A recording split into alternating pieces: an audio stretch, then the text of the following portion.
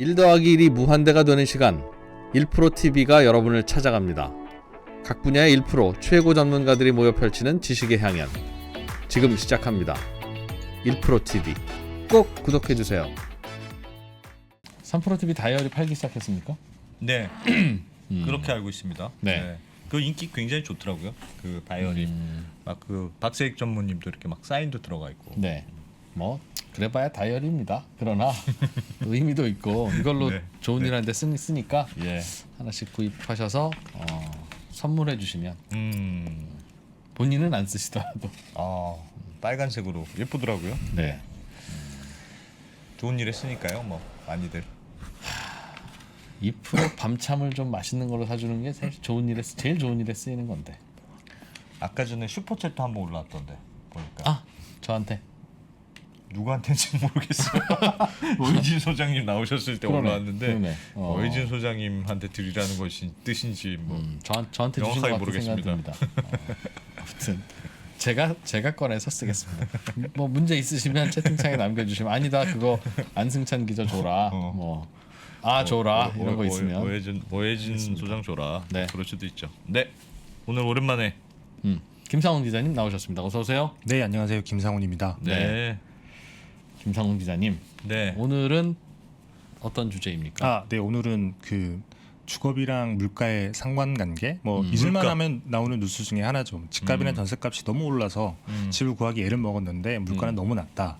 이런 뉴스를 보시면서 조금 열받아 하시는 분들 많이 있으셨을 것 같은데 왜 이런지 예. 조금 궁금증을 풀어드리려고 관련 내용을 준비해봤습니다. 네. 월세는 이미 소비자 물가에 반영이 되고 있죠. 근데 많은 분들이 좀 열받아하는 부분이 왜 체감하는 것만큼 오르지 않느냐 이런 월세 많이 것인데 올랐는데. 그렇죠.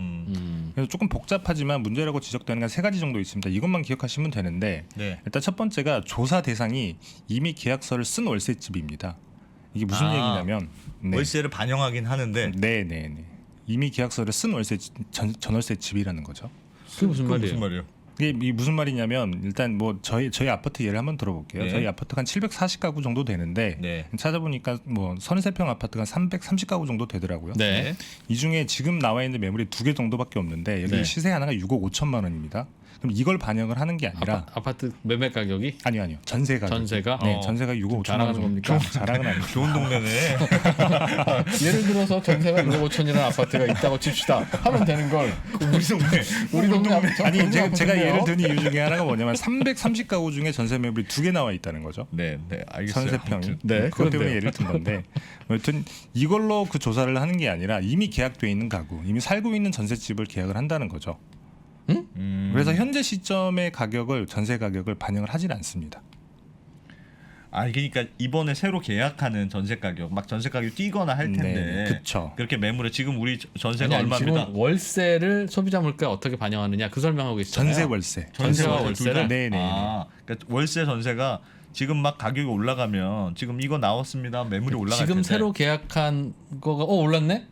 이번 달에 올랐네? 인텐데. 그럼 이번 달에 반영 안 오른 된다. 거 이거를 반영해야지.가 아니라 그렇죠. 예전에 계약돼 있는 것만 네, 반영한다. 맞습니다. 이미 계약되어 있는 거는 늘 똑같을 거 아니겠어요? 그렇죠. 그럼 변동이 없잖아 그럼 그럼. 왜 물가에 그걸 아니 그게 반영해? 시점으로 봐서는 한 달에 한 번씩 발표를 하니까 시차를 두고 반영이 되기는 하죠. 그럼 늦게 한 달 이전 거를 항상 반영한다는 뜻이군요. 그러니까. 왜 상식적이지 않다라고 생각하실 수는 있는데 왜 네. 이런 일이 벌어지냐면 소비자 물가의 특성 때문인 건데 이제 소비자 물가라고 하는 거는 이 물건 값이 가계 생계비에 얼마나 영향을 줬느냐 이걸 측정을 하는 건데 그래서 파악해야 되는 게 지금 전세 가격이 얼마인지가 아니라 지금 그 집에 전세를 살고 있는 사람이 그 전세값 때문에 얼마나 생계에 영향을 받았느냐 이걸 측정을 하는 거죠. 예. 그러니까 우리가 체감하는 것보다는 차이가 있을 수밖에 없습니다. 이미 계약돼서 살고 있는 모든 전셋집, 월세집의 그 임차료. 그렇죠. 그렇게 한다. 그가 어떤 그 결국은 통계 잡을 때 네네. 이번 달에 새로 계약한 것만 빼고 나머지를 한다는 거네요. 나머지를 다 하는 건 아니고요. 표본을 따로 추출을 합니다. 이게 두 번째 문제인 건데 네. 조사 범위가 한 11,000 가구 정도가 됩니다. 네. 뭐 예를 들면 제가 뭐 330개라고 했으면 훨씬 더 표본이 하나밖에 안 될 수도 있겠죠. 네. 우리나라 전체 지난해 전체 주택 가구가 한 1,800만 가구 정도가 되는데 네. 비교하면 0.06%밖에 안 되는 거죠. 이제 그렇다 보니까 그 한 가구만을 찍기 때문에 그 한 가구가 그 전체 단지를 대표하게 되는. 아하, 알겠습니다. 그래서 알겠습니다. 현재 시세가 이해했어요. 반영이 안 되는. 이해했어요. 알겠어요. 그러니까 표본들 중에 매달 월세와 전세 가격을 조사하는데 이번 달에 새로 계약한 데는 빼고 그거는 다음 달부터 넣고 하여간 신입생은 빼고 조사 시점에서 계약돼 있는 거죠. 그러니까 재학생 재학생들. 그러니까 재학생 평균만 낸다. 맞습니다. 신입생은 빼고 신입생은 네, 빼고. 네. 다음 달에는 그 신입생도 재학생이 될 거니까 야, 그때는 넣는다. 진짜 칙칙하겠다. 왜? 칙칙함. 신입생은 빼니까 어쨌든 그러면 대학생들만. 전 월세는 한 달에 월세가 뭐 예를 들면 뭐 100만 원이면 100만 원 이렇게 네. 나오니까 그건 알겠는데 그걸 반영하면 되는데 네. 전세는 어떻게 반영합니까? 전세는 그 전 월세 전환율이라는 게 있죠. 아, 월세로 환산해서 네, 월세로 아, 환산을 해서 얼마인지? 그만큼이 그 월세다라고 월세라고 간주를 하는 생각하고. 겁니다. 네, 네. 일단 하여튼 월세로 생각하고 다 계산하는 월세로 거군요. 환산하고 그쵸. 그 월세가 얼마나 변동이 있는지를 소비자 물가에 반영하는데 알겠어요. 신입생 월세는 빼고 네, 아. 재학생 월세만 계산한다. 맞습니다. 아하. 그런 방식이니까 네. 반영은 되고 있습니다. 반영은 되고 있죠. 근데 뭐 체감만큼 안 된다는 건데 뭐 세 번째 문제도 항상 있는 건데 체감보다 늦을 수밖에 없겠네요. 네, 네. 그럼. 네. 세 번째 문제는 뭐냐면 일단 소비자 물가를 어떻게 측정하는지도 조금 아셔야 되는데 사진을 조금 보여주시겠어요? 아이고야. 여기 보시면 뭐 품목 군별로 다 가중치가 있습니다. 그래서 집세를 아하, 제가 표현을 네. 해놨는데 이게 네. 포인트로 보게 되면 93.7 포인트, 백분율 환산을 하게 되면 9.7. 9.4%, 10%가 안 된다는 거죠. 내가 월세로 내는 그쵸. 게 10% 물가의 가중치의 10%도 안 된다. 네, 맞습니다. 그래서 뭐 전세값 오른다고 하면 몇 천만 원, 뭐 몇 억 이러는데 이거 좀 이상한데 이거는. 그래서 많은 사람들이 체감과는 너무 아니 다르다. 월세 만약에 전세를 월세로 전환해서 월세로 낸다고 생각하면 그게 생활비에서 차지하는 비중이 엄청날 것 같은데. 저건 아주 아닌 것 같아요. 그러니까 즉 우리나라의 절반이 전세 아니면 월세 아니겠습니까? 네. 그러니까 절반은 쓰는 거고. 그러니 소비자 물가에 들어갈 만한 안 쓰는 사람은 없으니까. 그리고 월세가 평균 월세가 어느 정도 될까요? 우리나라의 평균 월세가 한 글쎄요. 50만 원, 60만 원? 아이고. 그건 좀 더 되겠습니까? 더 되겠죠. 그래도 시골에도 지금 많으니까. 이게 그래서 10%가 작다고 하실 수도 있는데 비중을 또 조금 작게 단일 판단하는 품목으로 보게 되면 또 네. 압도적으로 1등이기도 해요. 두 번째가 휴대전화 요금인데 이건 예. 3.6%. 가중치를 한번 숫자를 유심히 보시면 네. 좋을 텐데. 그래서 이 가중치 통계체 설명은 이런 건데 평균 이 가중- 월세 가격 죄송합니다. 평균 월세가 한 62만 원 정도 되네요. 서울의 경우에. 근데 저기 보면 교통비가 112예요. 그죠? 교통비안 안에 품목들도 다 있습니다. 그럼 하여튼 한 달 내내 내가 쓰는 교통비, 즉 버스비, 지하철비, 택시비 다 합친 게 월세보다 많다. 그러니까 이상하지. 많을 수도 있을 것 같기도 해요. 집안에 식구가 4명인데 교통비에는 뭐 휘발유도 들어가기도 하고 많은 품목들이 들어가니까. 교통비 모르겠어요. 얼추 알겠습니다. 네.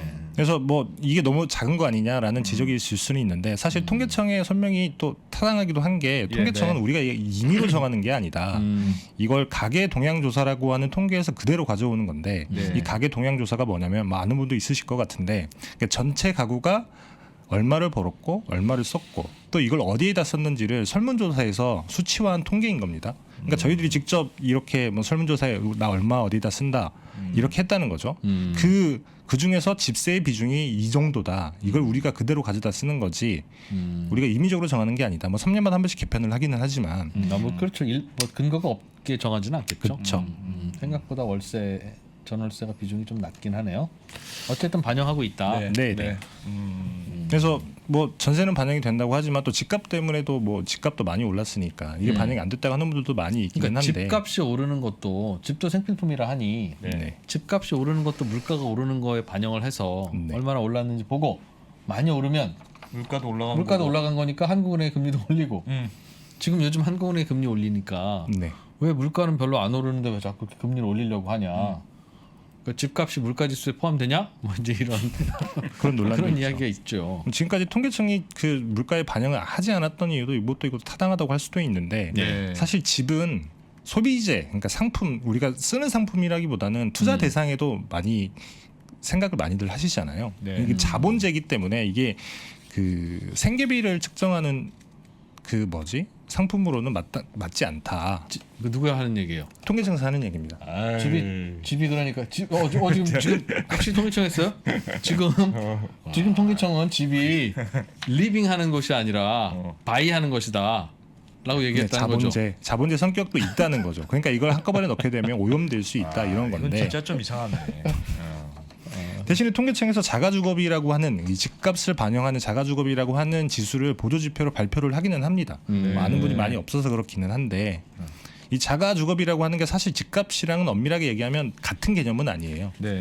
여기에 집에 살면서 쓰는 비용이 얼마인 거냐 이런 건데. 내가 내 집에 사는데도. 네, 그렇죠. 내가 내 집에 사는데 비용이 얼마나 드는지를 어떻게 압니까? 그때는 비용을 안 어떤 드는데. 방식으로 측정을 하냐면 예를 들면 대출의 이자를 대출을 받았는데 이자를 얼마나 내느냐, 또 세금을 얼마나 내느냐 이런 비용과 혹은 그 집에 살았는데 그 뭐랄까요 다른 집 같은 비슷한 다른 집의 임대료는 얼마인가 일종의 기회 비용 같은 거죠. 네. 그런 것들을 반영을 아하. 합니다. 우리 말씀하십시오. 하세요. 아니 그 집값이 물가에 해외에서는 물가를 많이 넣는 나라들이 많이 있지 않아요? 그런 많이 기사 있기도 많이 하고 본것 뭐 같은데. 없기도 한데요. 예. 나름 사진을 조금 많이 보여드릴게요. 있기도 하고 많이 없기도 하고. 있는 나라도 있고 있는 없는 나라도 있고 없는 나라도 있다는 있다. 얘기인데. 네. 여기 보시면 이게 그 반영을 하는 나라와 하지 않는 나라들인 건데 네. 이게 실제로 집값을 제한적으로 반영하는 나라도 있긴 합니다. 이 순취득이라고 나와 있는 항목인 건데 뭐 3개 나라 정도가 되죠. 이 나라들은 그 새로 지은 집, 기존 주택은 빼고 새로 지은 집에서 땅값을 제외한 그러니까 원가 같은 것만 계산을 할 텐데 이 가격을 반영하기도 하고요. 그 다음에 뭐 제일 많이 쓰는 게 임대료 상당액 접근법이라는 건데 임대료를 통해서 주거비를 계산을 합니다. 네. 아까 말씀드렸던 그런 방식인데요. 대표적인 나라 미국인데 이제 표본이 되는 집들을 추린 뒤에 비슷한 집에 임차료를 주거비로 간주를 하는 거죠.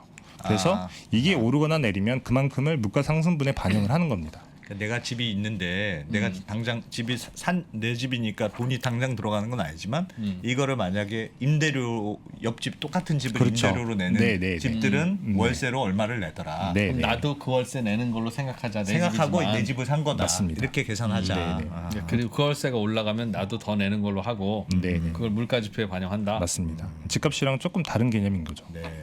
왜 이 임대료 그 접근법을 많이 쓰느냐면 네. 임대료 같은 경우에는 사실 외부 충격이랑은 크게 상관없이 움직이기도 해요. 집값 같은 경우에는 뭐 여러 위로 올랐다 내렸다 하는 네, 거잖아요. 네. 임차료는 상대적으로 굉장히 안정적입니다. 사진을 하나 더 보여드리면 이 표가 우리나라 뭐 집값이랑 전세 그다음에 집값이랑 그 소비자 물가 나와 있는 집세 이거를 조금 비교를 해놓은 건데 예. 왼쪽 표는 집값이랑 전세 가격이죠. 그러니까 집값이 많이 오르면 전세 가격도 많이 오른다. 정비례하긴 하는데 네, 이런 비슷하게 표현인 건데 간다. 이 예. 옆에는 생각보다 많이 기울기가 누워 있죠. 그러니까 네. 집값이 많이 오르면 월세도 오르긴 하지만 상대적으로 적다. 아. 그러니까 전세는 따라 오르는데 네, 네. 월세로 환산한 거는 별로 안 오르더라. 저건 맞죠. 요즘 뭐 전세가 한 2, 3년 전보다 많이 올랐다고는 하지만 그렇죠. 또 이자율도 많이 내려가서 네. 실제로 이 전세 얻느라고 내가 지출하는 이자 금액은 오르긴 했겠으나 뭐 그리 많이는 안 오르. 맞습니다. 그래서 저건 알고 있는 거고. 네. 네. 그래서 사실 뭐 우리나라도 그러면 하면 되는 거 아니냐 이런 얘기들이 많이 나오고 있는데 네. 사실 보조지표는 만들고 있으니까 이걸 본지표에 넣느냐 안 넣느냐의 문제인 건데 네. 그러니까 통계청이나 뭐 하는 같은 데서 하는 얘기 중에 하나가 뭐냐면 기술적으로 봤을 때 한 2가지 정도의 장애물이 있다는 거예요. 아까 뭐 전세를 넣는 방법이 조금 복잡하게 설명을 드리긴 했는데 사실 네. 전세 제도라는 게 전 세계 우리나라밖에 없잖아요. 네. 아하. 그냥 월세만 있기 때문에 사실 생각보다 굉장히 뭐 방법만 선택을 하게 되면 반영을 할 수가 있는데 이 전세 때문에 쉽지 않다는 거죠. 그 전세 가격 같은 경우는 설명을 드렸지만 집값이 조금 비슷하게 움직이니 네. 이 물가를 반영하는 게 아니라 오히려 집값이 물가에 반영이 될 수 있다. 예. 예. 그래서 생계비에 미치는 영향을 정확하게 파악하기 어렵다 뭐 이렇게 얘기를 하죠. 아하. 그리고 또 전세 계약 같은 경우는 사실 2년 단위로 지금은 4년 단위로 좀 바뀌긴 했지만 네. 그렇다 네. 보면 사실 어떤 시점에서는 이미 계약된 가격이랑 새로 된 계약 가격의 차이가 굉장히 클 수가 있죠. 그래서 그걸 반영하자는 건데. 그렇죠. 네. 근데 그걸 반영하자는 건데, 그러니까 통계청이나 한은 같은 경우에는 이런 기술적인 문제가 있어서 쉽지는 않다. 뭐 이렇게 얘기를 하고 있는 거죠. 그러니까 그 되게 중요한 건데 전세가 이번 달에 올랐어요. 이번 달에 올랐지만 예를 들면 2억 하던 전세가 이번 달에 3억이 됐다고 치면 네. 네. 그럼 한 50% 오른 거 아닙니까? 네. 그 동네. 근데 이번 달에 계약한 거 빼. 그리고 3억 전세는 언제 하냐면 다음 달에 기존 전세를 넣어. 거기 합쳐. 그러니까 100집이 있으면 2억 이게 2억이 100개가 똑같이 2억 전세가 있다가 네. 어느 날 그 동네 전세값이 올라서 3억짜리 전세가 하나 나왔으면 네. 그 동네 전세값은 50% 오른 거죠 사실은 2억 하다 그렇죠. 3억 하니까. 예. 근데 이 녀석을 빼고 있다가 너는 다음 달에 들어가. 그 다음에 다음 달에 집어넣으면 2억이 2억. 99개 있고 그냥 3억이 하나 더 들어가는 거예요. 어. 그러니 이만큼 올라가는 걸로 나오죠. 그렇죠. 그런데 그 동네 전세값이 그럼 진짜 이만큼 올랐냐 하면 아니 2억 하다가 3억 됐잖아.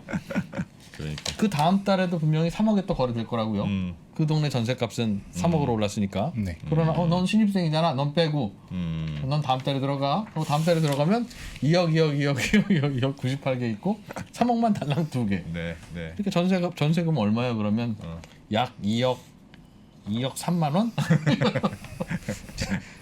그렇게 되는 거 있죠. 사실 뭐 그래서 계속 이야기가 나오고 있는 것 중에 하나가 그래 뭐 전세가 우리나라에밖에 없으니 그런 기술적인 문제까지는 알겠다. 네. 그럼에도 불구하고 표를 한번 보여줘 보시면 네. 사진 이게 그 뭐 주거비를 제외하게 되면 이 소비자 물가에서 얼마나 비중을 차지하느냐 한 9%밖에 안 되는데 이제 주거비를 포함을 하게 되면 이게 20% 정도까지 올라갑니다. 쉽게 얘기하면 저희가 우리나라 표에 보니까 그러네요. 예. 저희가 쓰는 생계비의 5분의 1 정도가 주거비라는 거죠. 근데 이걸 빼놓고 하면 과연 물가를 정확하게 우리가 측정할 수 있느냐 이런 비판이 계속 나오고 있는 거고. 그러면 기술적으로 어렵다고는 하지만 이거를 당연히 측정을 해야 된다고 하면 우리가 정확한 방법을 찾아야 되는 거 아니냐 이런 비판들이 계속 나오고 있는 거죠. 다들 비슷한 비중이긴 하네요.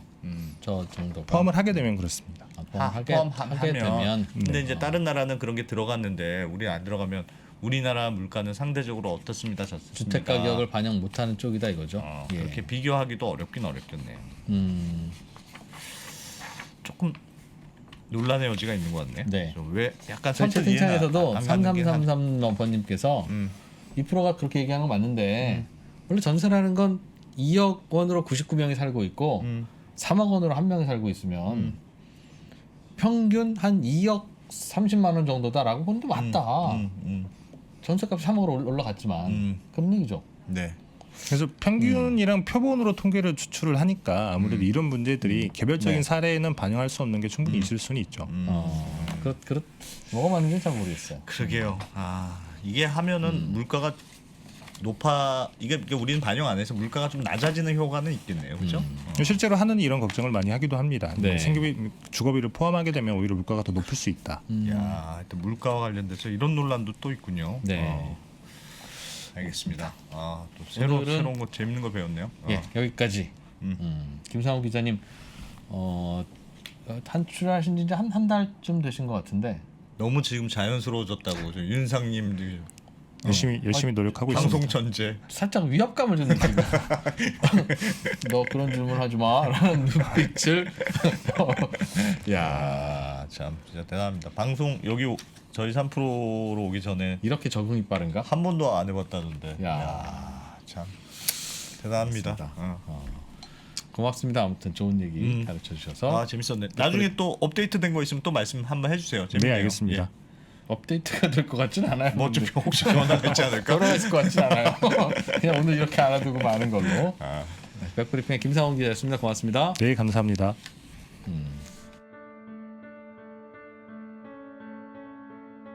선택을 더 고민해야 돼요. 이유는 옵션이 늘었기 때문에. 그래서 선택에 대한 부분들을 하기 위해서는 뭐가 필요하냐면 그만큼의 지식이 요구됩니다. 즉 디코딩을 위한 날리지가 요구돼요. TMI죠. 계속 정보가 오고 있는 거예요. 뭐 하나 살려고 그러면 두려워집니다. 공부를 해야 되거든요. 계속 공부해야 돼요. 공부하세요. 레버뉴 업으로 가셔야 돼요. 레버뉴 업으로 가면 내가 배제되지 않습니다. 삼프로TV 채널의 공개 영상에서는 전달할 수 없었던 심화되고 체계적인 12개의 핵심 커리큘럼을 담았습니다. 또한 작년에 많은 분들이 좋아해 주셨던 삼프로TV를 빛낸 투자 전문가들의 자필 투자 덕담과 격언이 들어간 삼프로TV 다이어리와 함께 2022년도 잘 준비하시기 바라겠습니다.